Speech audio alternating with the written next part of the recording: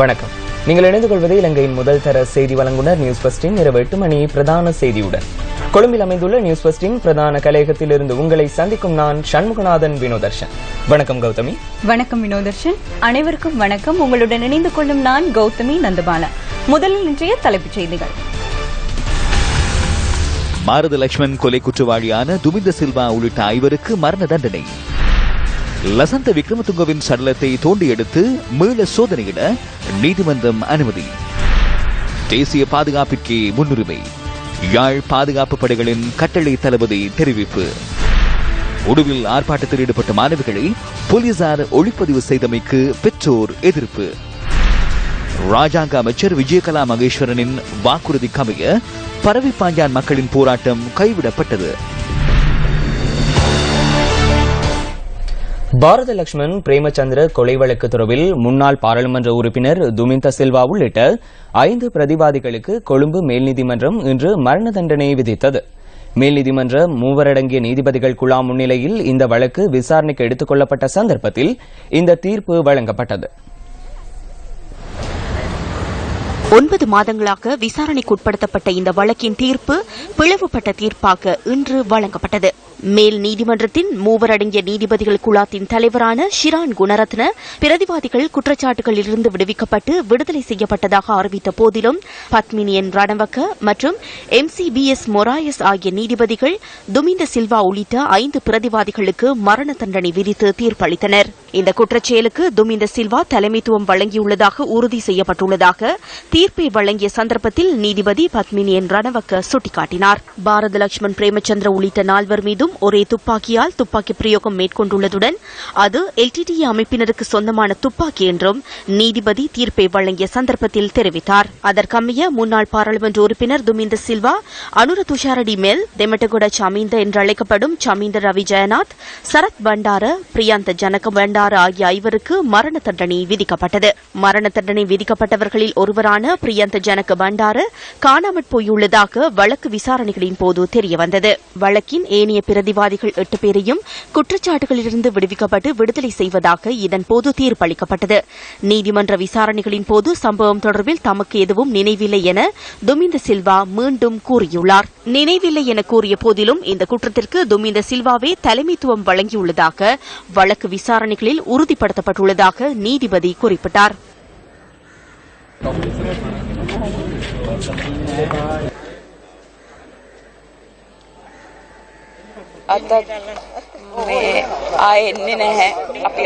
அப்பா மீண்டும் வரமாட்டார்.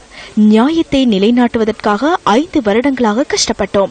ஒவ்வொரு நாளும் நான் நீதிமன்றத்திற்கு வருகை தந்தேன். கேமராவிற்கு முன்னால் அழுதேன். எவருக்கும் அழுத்தத்தை பிரயோகிப்பதற்காக நான் இவை எதனையும் செய்யவில்லை. எமது உள்ளத்தில் உள்ள சோகத்தையே அனைவருக்கும் நாம் கூறினோம். பல ஊடகங்கள், விசேடமாக சிரசு ஊடகம், வழக்கு ஆரம்பிக்கப்பட்ட நாளிலிருந்து நிறைவு பெறும் வரை எம்முடன் இருந்தது. புதிய ஜனாதிபதி ஒருவர் நாட்டில் நியமிக்கப்பட்டு சட்டத்தின் சுயாதீனம் பாதுகாக்கப்பட்டமையினாலேயே இன்று சரியான தீர்ப்பொன்று எமக்கு கிடைத்தது. மற்றொருவருக்கு ஏற்படும் பிரச்சனையை பார்த்து மகிழும் அளவிற்கு நாம் மனிதாபிமானமற்றவர்கள் அல்ல. எனினும் இறுதியில் நானும் எனது தாயும் அனுபவித்த துன்பத்திற்கு நியாயம் கிடைத்தது. நாம் இருவரும் அழாத இரவுகள் இல்லை. இது தொடர்பில் நாம் சிந்திக்காத நாள் இல்லை. இன்றும் வீட்டிற்கு சென்றால் அப்பாவின் குரல் கேட்கும். இன்று எமக்கு நீதி கிடைத்ததை போன்று அநீதியாக கொலை செய்யப்பட்ட லசந்த, எக்னலிகோட போன்ற ஊடகவியலாளர்களுக்கும் தஜூடியன் போன்றோருக்கும் நியாயம் நிலைநாட்டப்பட்டால் அவர்களுக்கும் எம்மை போன்று நிம்மதி பெருமூச்சு விட முடியும் என நான் எண்ணுகின்றேன்.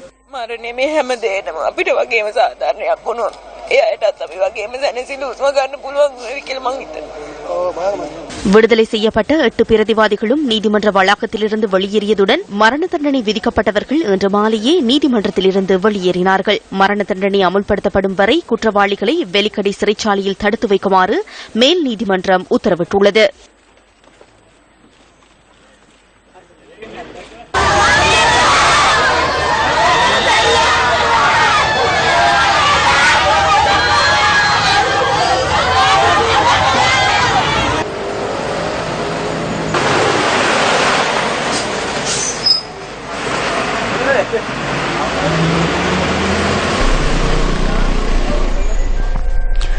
பாரத லட்சுமண் பிரேமச்சந்திர கொலை மற்றும் அதனுடன் தொடர்புபட்ட சம்பவங்கள் தொடர்பான தகவல்கள் அடுத்து.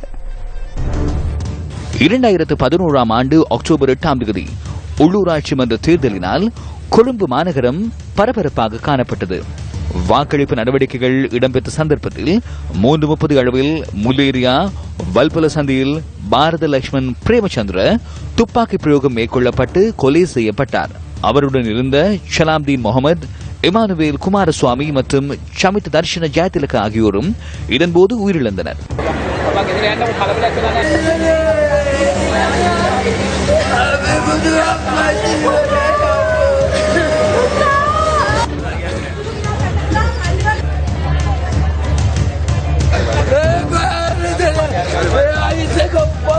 இந்த கொலை தொடர்பில் அப்போதைய பாராளுமன்ற உறுப்பினரான சில்வா உள்ளிட்ட சிலர் மீது குற்றம் சுமத்தப்பட்டிருந்தது. உயிரிழந்த சந்தர்ப்பத்தில் பாரத லட்சுமண் பிரேமச்சந்திர அப்போதைய ஜனாதிபதியின் தொழிற்சங்க ஆலோசகராக செயற்பட்டு வந்தார். 1979 ஆண்டு கொரோனாவில் செயற்பாட்டு அரசியலை ஆரம்பித்த பாரத லட்சுமண் பிரேமச்சந்திர 1994 ஆண்டு மக்கள் ஆணையை பெற்று பாராளுமன்றத்திற்குள் பிரவேசித்ததுடன் தொழிற்சங்க செயற்பாட்டாளராக அவர் பிரபல்யமடைந்திருந்தார். கொலை செய்யப்பட்ட பாரத லட்சுமண் பிரேமச்சந்திரவின் இறுதிக் கிரியைகள் அக்டோபர் 12 நடைபெற்ற சந்தர்ப்பத்தில் அவருக்கு நீதி கோரி அவரின் புதல்வியான ஹிருணிகா பிரேமச்சந்திர போராட்டத்தை ஆரம்பித்தார். தந்தையின் மரணத்திற்கு நியாயமான விசாரணையை கோரி தொடர்ந்து போராடிய ஹிருணிகா செயற்பாட்டு அரசியலை ஆரம்பித்து மக்கள் மத்தியில் பிரவேசித்தார். எனினும் நாளுக்கு நாள் பிற்போடப்படும் குற்ற விசாரணை மற்றும் நீதிமன்ற செயற்பாடுகளுக்கு மத்தியில் அவர் தொடர்ந்து போராட்டத்தில் ஈடுபட்டார். வழக்கின் சந்தேக நபராக துமிந்த சில்வா பெயரிடப்பட்டிருந்த போது தனக்கு எதுவும் நினைவில்லை என கூறி நிவாரணத்தை பெறுவதற்கு அவர் தொடர்ந்தும் முயற்சித்தார். ஹிருணிகா பிரேமச்சந்திர தனது மக்கள் போராட்டத்தை ஆரம்பித்து மாகாண சபைக்கு தெரிவானதுடன் 2015 ஆண்டு ஜனாதிபதி தேர்தலுக்கான நாட்கள் நெருங்கிய போது தீர்மானமிக்கதோர் நடவடிக்கை எடுத்து பொது வேட்பாளரான மைத்ரிபால சிறிசேனவுக்கு தனது ஆதரவை நல்கினார். அப்போதைய ஆட்சிக்கு நேரடியாக சவால் விடுத்தமையால் ஜனாதிபதி தேர்தல் மேடையில் அவரின் குரல் ஓங்கி ஒலித்தது. பாரத லட்சுமண் பிரேமச்சந்திரவின் கொலை வழக்கின் தீர்மானமிக்க தருணத்தை நெருங்கிய சந்தர்ப்பத்தில் 2015 ஆண்டு மார்ச் மாதம் 3 துமிந்த சில்வா உள்ளிட்ட 13 பேருக்கு மேல் நீதிமன்றத்தில் குற்றப்பத்திரிகை தாக்கல் செய்யப்பட்டது. எனக்கும் எனது தாய்க்கும் இந்த வழக்கை நிறுத்துமாறு முன்னாள் ஜனாதிபதி அழுத்தம் விடுத்தார். எனினும் நாம் நிறுத்தவில்லை. கடந்த பொதுத் தேர்தலில் பாராளுமன்ற உறுப்பினராக தெரிவு செய்யப்பட்ட ஹிருணிகா பிரேமச்சந்திர தனது தந்தையின் மரணத்திற்கான நீதியை நிலைநாட்டுவதற்காக முன்னெடுத்த போராட்டம் இன்று குற்றவாளிகளுக்கு தண்டனையை பெற்றுக் கொடுத்துள்ளது. ஊடகவியலாளர் லசந்த விக்ரமதுங்கவின் சடலத்தை மீண்டும் தோண்டியெடுத்து பிரேத பரிசோதனை செய்வதற்கு கல்கிச நீதவான் முகமது சஹாப்தீன் இன்று அனுமதி அளித்தார். குற்றப்புலனாய்வு திணைக்களம் நீதிமன்றத்திற்கு விடுத்த கோரிக்கைக்கு அமைய இந்த அனுமதி வழங்கப்பட்டுள்ளது. கழுபுவில வைத்தியசாலையின் விசேட சட்ட வைத்தியர் சுனில் குமாரவினால் இது துப்பாக்கிச் சூட்டினால் ஏற்பட்ட மரணம் என்றும் துப்பாக்கி பிரயோகம் மேற்கொள்ளப்பட்டமையால் உடலில் 12 காயங்கள் ஏற்பட்டுள்ளதாகவும் அறிக்கை வழங்கப்பட்டது. எனினும் துப்பாக்கி பிரயோகத்தினால் இந்த மரணம் சம்பவிக்கவில்லை என சத்திர சிகிச்சை மேற்கொண்ட பேராசிரியர் மெஹான் சில்வா வழங்கிய அறிக்கை மற்றும் ரசாயன பகுப்பாய்வாளரின் அறிக்கை ஆகியவற்றில் குறிப்பிடப்பட்டுள்ளது. அதன் பிரகாரம் இந்த பிரச்சினையை நிவர்த்தி செய்யும் பொருட்டு சடலத்தை மீண்டும் தோண்டி எடுத்து பரிசோதிக்க குற்றப்புலனாய்வு திணைக்களம் வேண்டுகோள் விடுத்தது. මියගිය වසන්ත මහතාගේ මුතදේ உயிரிழந்த லசந்த விக்ரமதுங்கவின் பூத உடல் புதைக்கப்பட்டுள்ள புரள மயானத்திலிருந்து தோண்டி எடுப்பதற்கான உத்தரவு வழங்கப்பட்டது. இந்த நடவடிக்கைகளுக்கு விசேட சட்ட வைத்திய குழு ஒன்று கோரப்பட்டது. அதற்கான அனுமதியையும் நீதிமன்றம் வழங்கியது. පීටෝන ලෙස ඉල්ලා සිටියා. ඒ අනුව ගරු අධිකරණයේ ඒ අවස්ථාවද ලබා දුන්නා. இதேவேளை இந்த வழக்கு தொடர்பில் விளக்கமறியலில் வைக்கப்பட்டுள்ள ராணுவத்தின் முன்னாள் உறுப்பினர் ஒருவர் மீண்டும் விளக்கமறியலில் வைக்கப்பட்டார். எதிர்வரும் 22 மீண்டும் இந்த வழக்கு விசாரணைக்கு எடுத்துக் கொள்ளப்பட உள்ளது. லசந்த விக்ரமதுங்கவின் கொலை தொடர்பில் முன்னாள் பிரதி போலீஸ் அதிபர் வாஸ் குணவர்தனவிடம் விசாரிப்பதற்கு குற்றப்புலனாய்வு திணைக்களம் விடுத்த வேண்டுகோளுக்கு நீதிமன்றம் இன்று அனுமதி வழங்கியது. பரவிப்பாஞ்சான் மக்கள் ஆரம்பித்த உண்ணாவிரத போராட்டம் இன்று கைவிடப்பட்டது. ராஜாங்க அமைச்சர் விஜயகலா மகேஸ்வரனின் வாக்குறுதிக்கு அமைய இந்த போராட்டம் கைவிடப்பட்டுள்ளது. பரவிப்பாஞ்சான் மக்கள் ஆரம்பித்த உண்ணாவிரத போராட்டம் 2வது நாளாக இன்று முன்னெடுக்கப்பட்டது. தமது 10 ஏக்கர் காணியை விடுவிக்குமாறு கோரி கடந்த மாதம் 31 பரவிப்பாஞ்சான் மக்கள் மீண்டும் ஆரம்பித்திருந்த கவனஈர்ப்பு போராட்டம் நேற்று உண்ணாவிரத போராட்டமாக மாறியது. ஒருவருக்கு ஒரு மாதிரி நடந்து கொண்டிருக்கிறோம். நாங்களும் இதில் மென்சர் தான் வந்து இருக்கிறோம். நிற்கையில் முதல் நாங்கள் கவனிப்பு போராட்டம் நடத்தும் போது எல்லாரும் வந்து எல்லா பிரச்சனைக்கு ஒரு முடிவு சொன்னார்கள். இப்போது ஒருவரும் வராமல் இருக்கிறோம். எங்களோட மனக்குமுறல் எங்களுக்குள்ள இருக்கு அடங்கி நாங்க கௌரவமா வாழ்ந்த எங்களுக்கு ரோட்டுக்கு கொண்டு வந்திருக்கு. நாங்க ரோட்ல இருக்கிறோம். இப்ப நாங்கள் இவ்வளவு கௌரவமா இருக்க வாழ்ந்த நாங்கள் இதேவேளை தமிழ் தேசிய மக்கள் முன்னணியின் தலைவர் கஜேந்திரகுமார் பொன்னம்பலம் உண்ணாவிரத போராட்டத்தில் ஈடுபட்ட மக்களை இன்று பிற்பகல் சந்தித்தார். நீங்கள் தண்ணியும் கொடுக்கிறீங்கள் இல்லையா? தொடர்ந்தும் ராணுவம் உரிமையாளர்களை வந்து விடாமல் இந்த பிரதேசங்களை வந்து ஆக்கிரமித்துக் கொண்டிருப்பது மிகவும் கண்டிக்கப்பட வேண்டிய ஒரு விடயம். தமிழ் மக்களுடைய வாக்குகளை இந்த ஆட்சியை மாற்றுவதற்கு நிபந்தனை இல்லாமல் வாக்குகளை கொடுக்க பண்ணது தமிழ் தேசிய கூட்டமைப்புடைய தலைமை. ஒரு நிபந்தனையில கொடுப்பதின் ஊடாக வந்து இந்த ஆட்சியை மாற்றி கொண்டு வந்திருந்தால் இன்றைக்கு நிலைமை வேறையாக இருக்கும் என்றுதான் எங்களுடைய குற்றச்சாட்டு. பரவிப்பாஞ்சான் மக்கள் ஆரம்பித்த உண்ணாவிரத போராட்டம் 2வது நாளாக இன்று தொடர்ந்த நிலையில் ராஜாங்க அமைச்சர் விஜயகலா மகேஸ்வரன் தொலைபேசியூடாக இந்த மக்களுடன் கலந்துரையாடியுள்ளார். இதன்போது 15 நாட்களுக்குள் ஒரு பகுதி காணியை விடுவிப்பதாகவும் 3 மாதங்களுக்குள் இராணுவத்தினரை வெளியேற்றி அனைத்து காணிகளையும் விடுவிப்பதாக வாக்குறுதி அளித்தார்.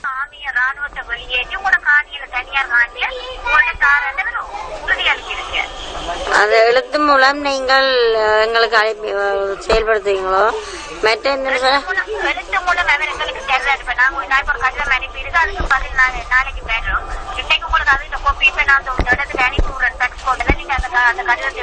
ராஜாங்க அமைச்சரின் வாக்குறுதியை அடுத்து பரவிப்பாஞ்சான் மக்கள் தமது போராட்டத்தை கைவிட்டனர். ராஜாங்க அமைச்சர் விஜயகலா அவர்கள் எங்கள் பிரச்சனையை கேள்விப்பட்டு போனது கதைத்து எங்களுக்கு ஒரு உறுதிமொழி உறுதி கடிதம் ஒன்று தந்துள்ள 2 கிழமைகள் ஒரு பகுதி காணியையும் மீதம் இருக்கிற காணி வந்து 2 மாதமோ 3 மாதமோ அந்த இடைக்கு அதுக்குள் அவர்தான் சொல்லி எழுத்து மூலம் எங்களுக்கு வாக்குறுதி கொடுத்துள்ள அவரில் உள்ள நம்பிக்கையில் நாங்கள் இந்த உண்ணாவிரத போராட்டத்தை மிகவும் சந்தோஷமாக இருக்கின்றது. ஏனென்றா இவ்வளவு காலம் நாங்கள் 7 வருஷமா அந்த காணிகளை பார்க்க இயக்கத்தில் இருந்து நாங்கள் யுத்தம் மௌனிக்கப்பட்டு 7 வருடங்கள் கடந்துள்ள போதிலும் தமது சொந்த இடங்களில் மீள குடியேறுவதற்காக தமது போராட்டம் தொடர்வதாக பொதுமக்கள் தெரிவிக்கின்றனர். திருகோணமலை குச்சவெளி பிரதேச செயலாளர் பிரிவிற்குட்பட்ட திரியாய் கிராம மக்கள் தமது 3000 ஏக்கருக்கும் மேற்பட்ட பூர்வீக காணிகளில் மீள குடியமர முடியாத நிலையை எதிர்நோக்கியுள்ளனர். எங்களுடைய காணிகள் 3000-3500 ஏக்கருக்கு கிட்ட பொதுமக்களுடைய காணி. இதுக்கு சில காணிகளுக்கு பெர்மிட் இருக்குது, சில காணிகளுக்கு பெர்மிட் இல்லை. சிலர் இந்த காணிகளை எல்லாம் இராணுவமும் முழுமையாக கைப்பற்றியுள்ளது.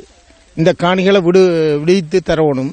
அரசியல்வாதிகள் எலெக்ஷன் காலத்தில் மாத்திரம்தான் எங்களை நாடுகணும், மற்றும்படி எங்களை தெரியாது அவைகளுக்கு.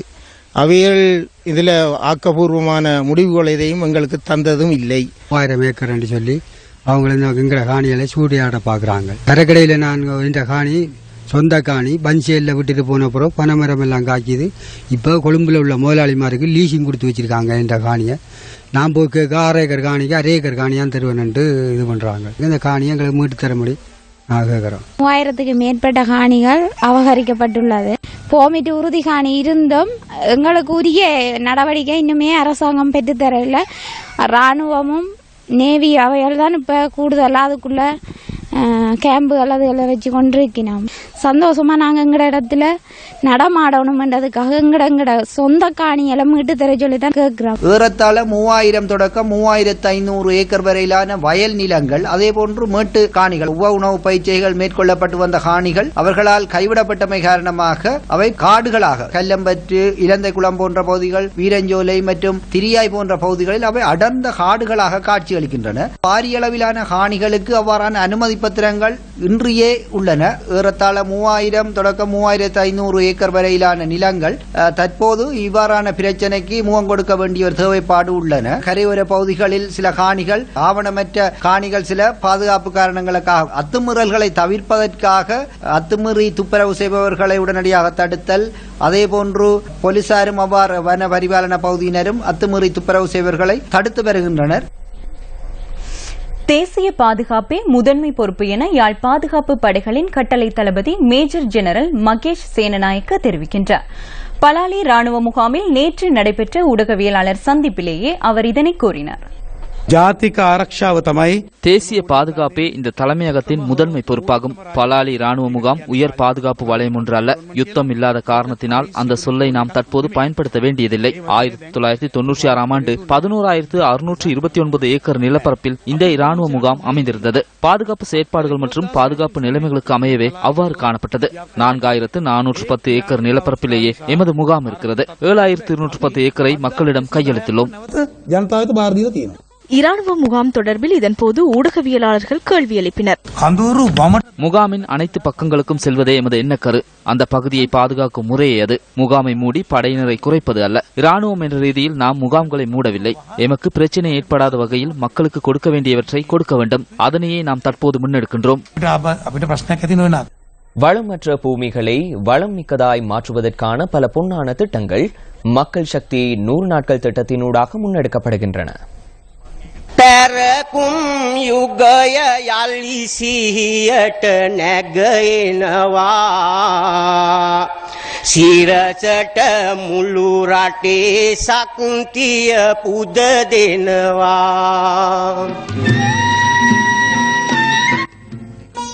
அம்பலப்பிட்டிய கங்கையாய உள்ளிட்ட பல கிராமங்களைச் சேர்ந்த விவசாயிகளுக்கு உடவளவ நீர்த்தக்கத்திலிருந்து கிடைக்கும் நீர் வளத்தினை பாதுகாப்பது கடும் பிரயத்தனம் மிக்கதாய் அமைந்துள்ளது. இந்த விளை நிலங்களுக்கு நீரை கொண்டு செல்லும் இந்த கால்வாய் உடைந்து நீர் விரயமாகுவதே இதற்கான காரணமாகும்.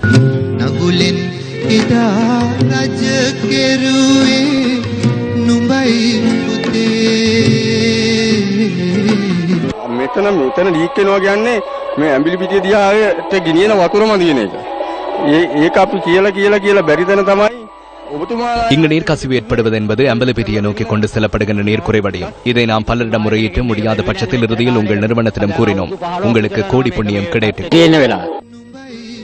விவசாயிகள் முகம் கொடுத்து இந்த பிரச்சனைகளுக்கு தீர்வினை வழங்கி மக்கள் சக்தி 100 நாட்கள் திட்டத்தினூடாக இலங்கை ஏற்றுமதி கடன் காப்புறுதி கூட்டுத்தாபனத்தின் அனுசரணையுடன் அந்த கால்வாயை அபிவிருத்தி செய்யும் நடவடிக்கையை நாம் இன்று ஆரம்பித்தோம்.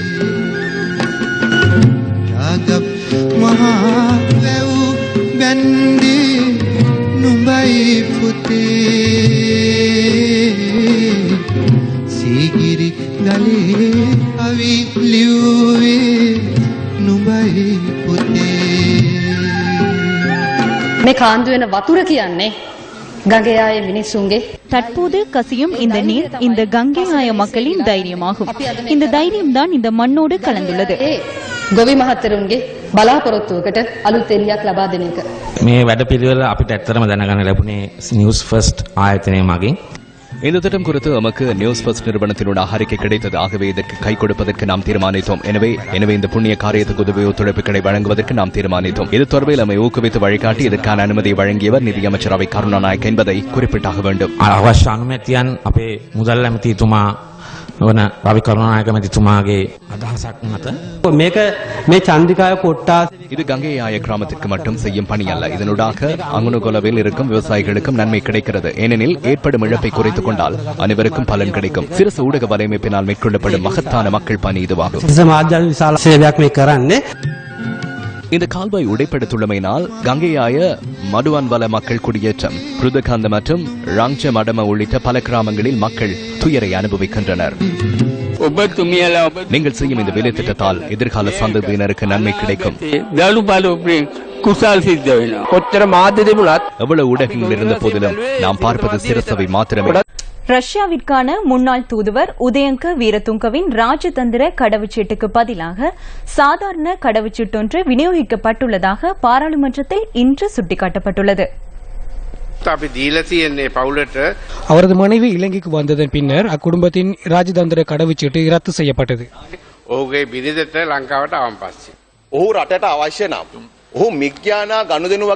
அவர் இலங்கைக்கு அவசியம் என்றால் பல மில்லியன் ஊழலுடன் தொடர்புபட்டிருந்தால், கொலை சந்தேக நபரின் நாட்டுக்கு அபகீர்த்தி ஏற்படுத்தி ஆயுத கொடுக்கல் வாங்கலுடன் தொடர்புபட்டிருந்தால் அவரை கைது செய்ய நீதிமன்றத்தினால் தேடப்படுபவராயின் எஃப்சிஐடியினரால் விசாரணை மேற்கொள்ளப்பட்டு வருகின்றது எனின் அரசாங்கத்தின் நிறுவனமான வெளிவகார அமைச்சரினால் கடிதம் வழங்கப்பட்டு எவ்வாறான முறையில் குடிவரவு குடியகல்வு திணைக்களத்தினால் சாதாரண கடவுச்சீட்டு வழங்கப்பட்டது.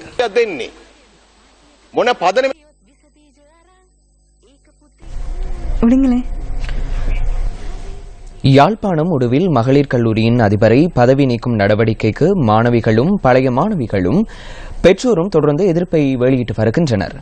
இந்த நிலையில் பலத்த போலீஸ் பாதுகாப்புக்கு மத்தியில் பாடசாலையின் கல்வி நடவடிக்கைகள் இன்று முன்னெடுக்கப்பட்டன.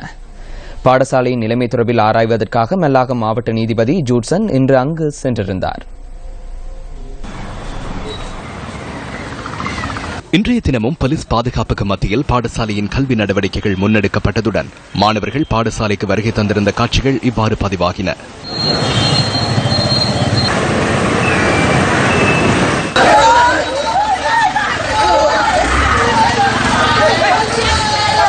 தமக்கு அழுத்தம் விடுக்கப்பட்டதாக தெரிவித்து சில மாணவிகள் பாடசாலை வளாகத்திலிருந்து வெளியேறினர்.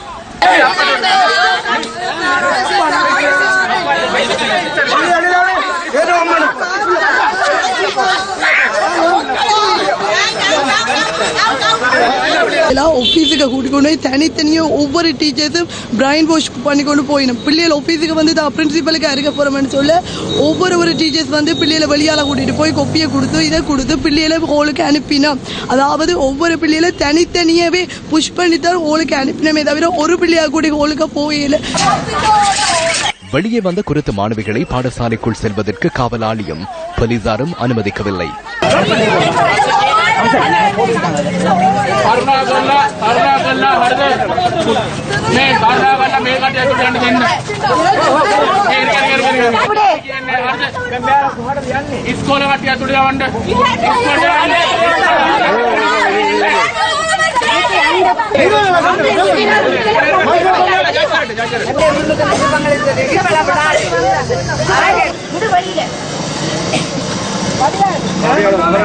ஆர்ப்பாட்டத்தில் ஈடுபட்டுக் கொண்டிருந்த பாடசாலை மாணவிகளை போலீஸ் சீருடையில் இருந்த சிலர் வீடியோ எடுக்கும் காட்சிகளும் நமது கேமராக்களில் பதிவானது.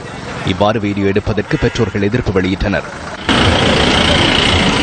போலீஸ் எல்லாரையும் வச்சுத்தான் பிரின்சிபலோட கதைச்சி ஒரு முடிவெடுத்தவை என்னண்டா, இப்ப உள்ளுக்கு போன பிள்ளைகள் அழுது கொண்டு வெறியின அந்த நிர்வாகம் கொண்டே தங்களை வெறுட்டினாம் தனித்தனியை வச்சு கதைக்கினோம் என்று சொல்லி அழுது கொண்டு வந்து கொண்டு வார பிள்ளைகளை வெளியில விடாமல் போலீஸ் எல்லாம் மறிச்சு. பாடசாலையுடைய நிர்வாகங்களிலே நாங்கள் அறிகின்றோம், அரசியல் தலையீடு ஒன்று நடந்து கொண்டிருக்கின்றது. பின்னணியிலே இந்த பாராளுமன்ற உறுப்பினர்களாக இருக்கின்ற திரு சுமந்திரன் அவர்கள் இதிலே மிகவும் பின்னணியிலே நின்று கொண்டு இந்த பாடசாலையினுடைய இந்த நிர்வாகத்தை சீர்கேடு அடைய செய்கிறார். ஆகையினால் இந்த அரசியல் தலையீட்டை தயவு செய்து நிறுத்தபடியாக நான் கேட்டுக்கொள்வோம். எல்லாவற்றுக்கும் மேலாக மாகாண கல்வி அமைச்சர் குருகுல் ராஜா அவர்களுடைய கோரிக்கை உதாசீனப்படுத்தப்பட்டிருக்கிறது.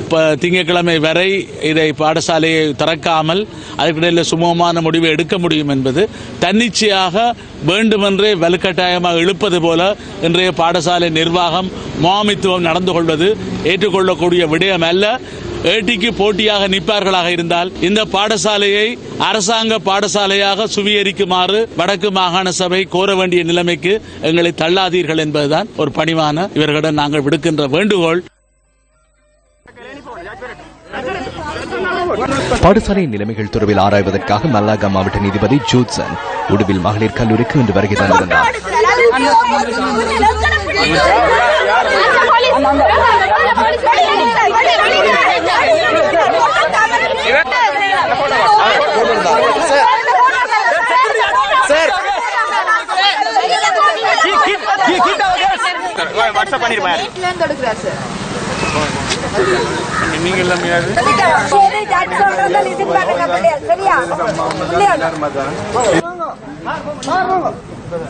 வடமாகாண சபை உறுப்பினர் கேசவன் சாயந்தன் சம்பவ இடத்திற்கு வருகை தந்ததை அடுத்து அங்கிருந்து சிலர் கூச்சலிட்டனர்.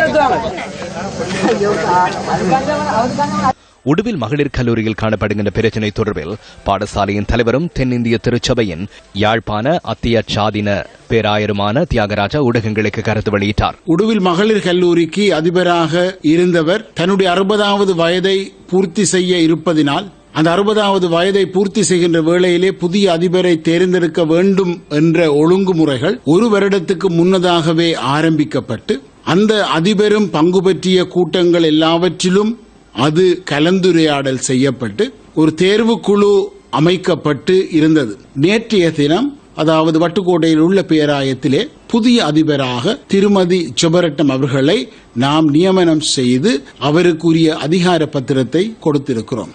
உடுவில் மகளிர் கல்லூரியில் எழுந்துள்ள பிரச்சனையின் பின்னணியில் அரசியல் தலையீடு காணப்படுவதாக EPRLF கட்சியின் தலைவர் சுரேஷ் பிரேமச்சந்திரன் தெரிவித்தார். ஒவ்வொரு தலைமை ஆசிரியரும் 70 வருஷம் 75 வருஷம் அவர்கள் அங்கு சேவையாற்றியதை நாங்கள் பார்க்கக்கூடியதாக இருக்கிறது. இப்பொழுது இருக்கக்கூடிய தலைமை ஆசிரியருக்கு இப்பொழுது 60 வயசு ஆகின்றது. ஆகவே அந்த 60 வயசு முடிந்தவுடன் அவர் வெளியேற வேண்டும் என்பது ஆளுநர் சபையினுடைய பணிப்பு. இந்த ஆளுநர் சபை என்பது தென்னிந்திய திருச்சபையினுடைய பிஷப் தியாகராஜா அவர்களும் அவருடைய மனைவியாரும், தமிழரசு கட்சியினுடைய சுமந்திரன் பாராளுமன்ற உறுப்பினர் அவரது மனைவியார், இவர்களை விட வேறு சிலரை உள்ளடக்கியதாகத்தான் இந்த ஆளுநர் சபை இருக்கின்றது. மாணவர்களை பொறுத்தவரையில் இந்த தலைமை ஆசிரியர் என்பவர் மிக விரும்பத்தக்கவர். இந்த பள்ளிக்கூட நடவடிக்கைகளுக்காக அமெரிக்கன் மிஷனிலிருந்து வருடாந்தம் 3 கோடி ரூபாய் பணம் வழங்கப்படுகிறது. இந்த ஆளுநர் சபை என்பது மிக மோசமான முறையில் நடக்கின்றது.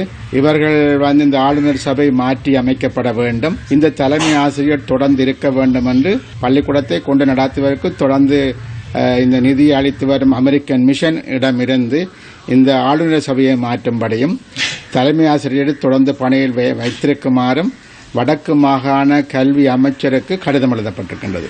உண்மையாகவே இந்த ஆளுநர் சபை என்பது ஒழுங்குமுறையாக செயற்படும் இடத்து இந்த தவறுகள் வந்திருக்க வேண்டிய நியாயம் கிடையாது. ஆகவே இந்த ஆளுநர் சபையில் இருக்கக்கூடிய அரசியல் கட்சியை சார்ந்த சுமந்திரன் போன்றவர்கள் அல்லது பிஷப் தியாகராஜா போன்றவர்கள் இதற்கு பதிலளிக்க வேண்டியவர்களாக இருக்கின்றார்கள்.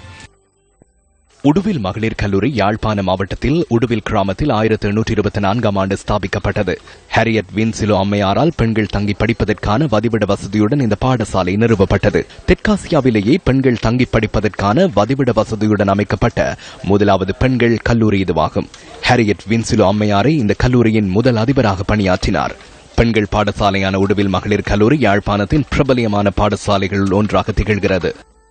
உடுவில் மகளிர் கல்லூரியின் அதிபர்களாக இதுவரை கடமையாற்றியுள்ள 8 பேரில் 4 நேரடியாக அமெரிக்க மிஷனுடன் தொடர்புடையவர்கள். ஹீரியட் வின்ஸ்லவ், ஹெலைசா அக்னவ், சூசன் ஹவுலண்ட் மற்றும் லூலு புக்கோட்டோ ஆகியோரே அமெரிக்க மிஷனுடன் தொடர்புடையவர்கள். இதன் பின்னர் அரிய மட்சன் பரமசாமி 70 வயதுக்கு மேலும், சரஸ்வதி சோமசுந்தரம் 58 வயதிலும், செல்வி செல்லையா 68 வயதிலும், ஷிரானி மில்ஸ் 60 வயதிலும் தேசிய ரீதியாக இந்த பாடசாலையின் அதிபர்களாக கடமையாற்றியுள்ளனர். இறுதியாக கடமையாற்றிய 4வரில் 2 60 வயதுக்கு மேல் உடுவில் மகளிர் கல்லூரியின் அதிபர்களாக கடமையாற்றியுள்ளனர்.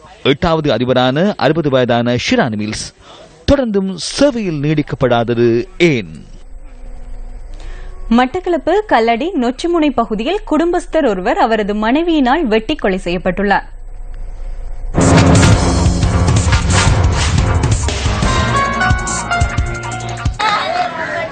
இந்த சம்பவம் இன்று அதிகாலை இடம்பெற்றுள்ளதாக போலீசார் தெரிவித்தனர். கணவனை கொலை செய்த பின்னர் மனைவியும் நஞ்சருந்தியுள்ளார். மனைவி மட்டக்களப்பு வைத்தியசாலையில் அனுமதிக்கப்பட்டுள்ளதாக போலீசார் குறிப்பிட்டனர். 26 வயதான குடும்பஸ்தரை தனது மனைவியினால் வெட்டி கொலை செய்யப்பட்டுள்ளார். தனிப்பட்ட தகராறே இந்த கொலைக்கு காரணம் என போலீசார் சந்தேகிக்கின்றனர். சம்பவம் தொடர்பில் காத்தான்குடி போலீசார் விசாரணைகளை ஆரம்பித்துள்ளனர். ஆஸ்திரேலியாவுக்கு எதிரான நாளைய போட்டியை வெற்றி கொள்ளும் மனோத்திடம் இலங்கை அணி வீரர்களிடம் உள்ளதென பயிற்றுநரான கிராம் ஃபோர்ட் தெரிவிக்கின்றார். இலங்கை மற்றும் ஆஸ்திரேலிய அணிகளுக்கு இடையிலான 2வதும் இறுதியுமான சர்வதேச 2020 கிரிக்கெட் போட்டி கொழும்பார் பிரேமதாஸ் மைதானத்தில் நாளை நடைபெறவுள்ளது. போட்டிக்கான 2 அணிகளின் வீரர்களும் இன்று பயிற்சிகளில் ஈடுபட்டனர். நாம் இந்த போட்டியை சிறப்பாக எதிர்கொள்ள வேண்டும். உண்மையில் அனுபவம் குன்றிய அணியாகவே நாம் விளையாடுகின்றோம். பலதரப்பட்ட ஆற்றல்களை வெளிப்படுத்தினால் மாத்திரமே நாளைய போட்டியில் எம்மால் வெற்றி பெற முடியும். தொடரை சமநிலையுடன் முடித்துக் கொண்டால் அதுவும் பாரியதொரு வெற்றியாகும். அதற்கேற்ற மனோதிடத்துடன் இலங்கை அணி உள்ளது. ஆஸ்திரேலியாவுக்கு எதிரான டெஸ்ட் தொடரை 3-0 எனும் ஆட்டக்கணக்கில் இலங்கை கைப்பற்றியது. 5 போட்டிகள் கொண்ட சர்வதேச ஒருநாள் தொடரை 4-1 என்ற ரீதியில் ஆஸ்திரேலியா தன்வசப்படுத்தியது. இரு அணிகளுக்கு இடையிலான முதலாவது சர்வதேச 2020 கிரிக்கெட் போட்டியில் 85 ஓட்டங்களால் வெற்றி பெற்ற ஆஸ்திரேலியா 1-0 எனும் ஆட்டக்கணக்கில் முன்னிலை வைக்கிறது. இதுடன் நியூஸ் ஃபர்ஸ்டின் இரவு 8 மணி பிரதான செய்தி அறிக்கை நிறைவடைகின்றது. எமது அடுத்த பிரதான செய்திகளை 10:45 எதிர்பாருங்கள். வணக்கம்.